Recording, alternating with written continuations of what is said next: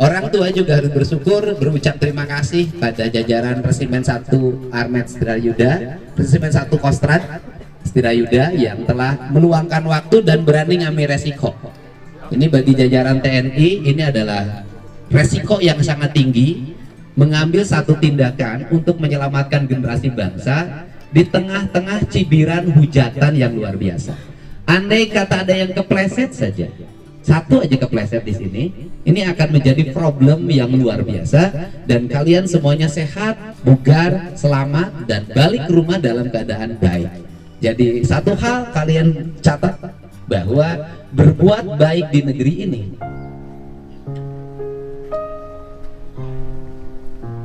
bukan perkara mudah, tapi perlu orang yang memiliki mental yang tangguh dan jiwa yang ikhlas sehingga bisa melakukan sesuatu yang terbaik bagi bangsa. Ingat, di Indonesia tidak semua orang baik yang pinter menyukai bangsanya maju. Di Indonesia tidak semua orang suka anak-anak mudanya tidak tawuran.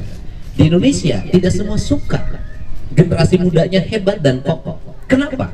Karena banyak yang memiliki mental-mental lemah, mental-mental orang yang terjajah, yang itu harus dimerdekakan. Jadi kalian sudah bisa melewati masa ini dengan baik, dan kalian sudah menjadi anak yang merdeka.